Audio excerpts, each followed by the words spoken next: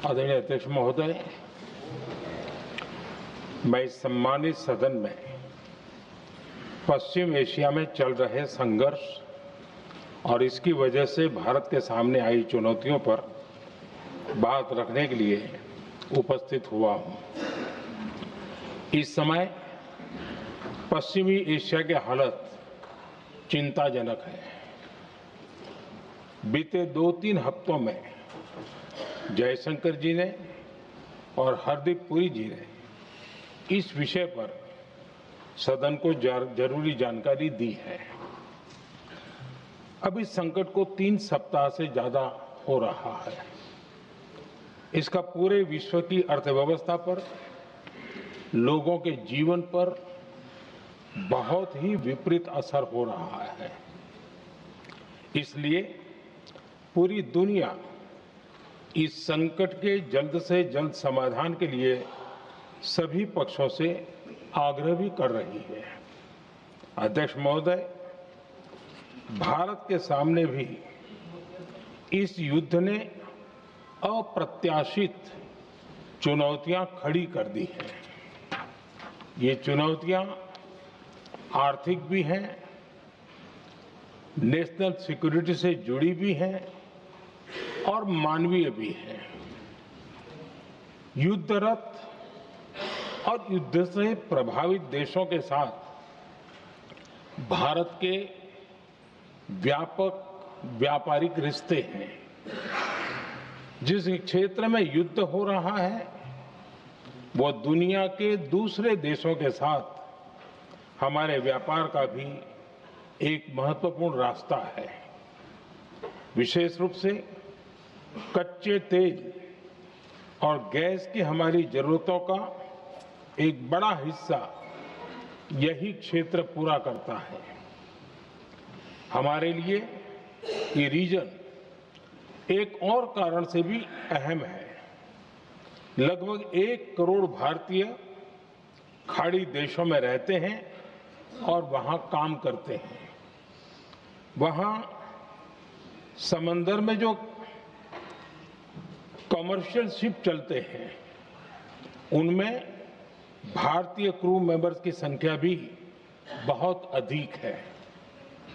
ऐसे अलग अलग कारणों के चलते भारत की चिंताएं स्वाभाविक रूप से अधिक है।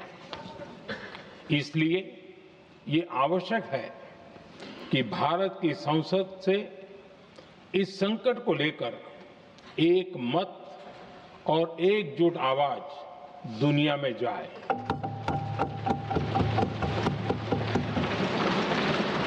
अध्यक्ष जी, जब से ये युद्ध शुरू हुआ है तब से ही प्रभावित देशों में हर भारतीय को जरूरी मदद दी जा रही है।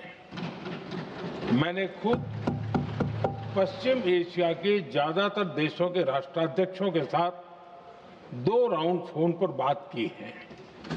सभी ने भारतीयों की सुरक्षा का पूरा आश्वासन दिया है। दुर्भाग्य से इस दौरान कुछ लोगों की दुखद मृत्यु हुई है और कुछ घायल हुए हैं। ऐसे मुश्किल हालात में परिवारजनों को आवश्यक मदद दी जा रही है। जो घायल है उनका बेहतर इलाज सुनिश्चित कराया जा रहा है। अध्यक्ष जी, प्रभावित देशों में हमारे जितने भी मिशन हैं वो निरंतर भारतीयों की मदद करने में जुटे हैं। वहां काम करने वाले भारतीय हो या फिर जो टूरिस्ट वहां गए हैं, सभी को हर संभव मदद दी जा रही है। हमारे मिशन नियमित रूप से एडवाइजरी जारी कर रहे हैं। यहां भारत में और अन्य प्रभावित देशों में 24/7 कंट्रोल रूम और आपातकालीन हेल्पलाइन स्थापित की गई है। इनके माध्यम से सभी प्रभावितों को त्वरित जानकारी दी जा रही है। अध्यक्ष जी, संकट की स्थिति में देश विदेश में भारतीयों की सुरक्षा हमारी बहुत बड़ी प्राथमिकता रही है।